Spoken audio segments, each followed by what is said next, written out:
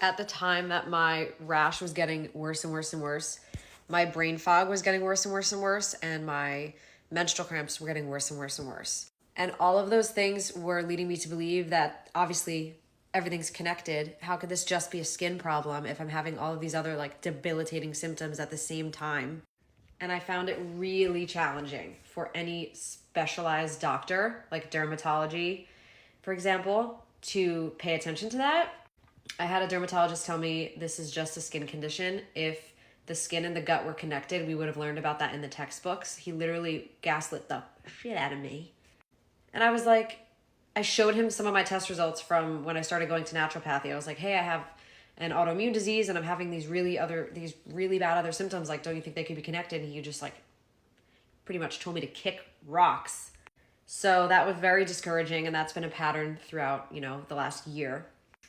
What was interesting, one of the naturopaths I worked with, she said, obviously as a woman, you need B12, you need folate. Those are things that support your menstrual cycle. I'm not going to explain that perfectly, but I was like, cool, B12. I took it methylated because I learned through naturopathic testing that I have a gene mutation that doesn't allow my body to break down B12.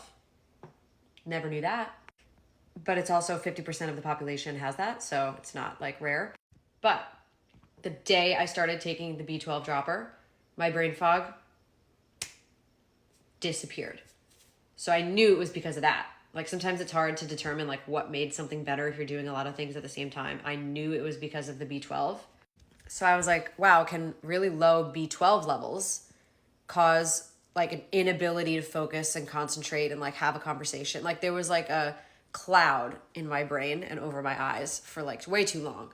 And taking methylated B12 in liquid form, I'm not even kidding, took it away.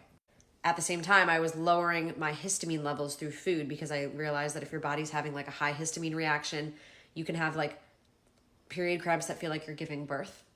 And mine were blackout pain, like on the floor crying and shaking and I can't move. And I was like, it was horrible. For 3 months in a row, it was that bad. And I lowered the histamine levels in my food just because I was like, screw it, this can't hurt. And I had the best period of my life. I haven't had period pain in months. Like I can't even believe I'm saying that because I've had painful periods my whole life, but I didn't really take action other than like a heating pad and Advil until I was giving birth, it felt like, for 3 months. And then I was like, okay, we need to fix it. We need to change something. So if anyone out there can relate or has had similar symptoms, please think about those things.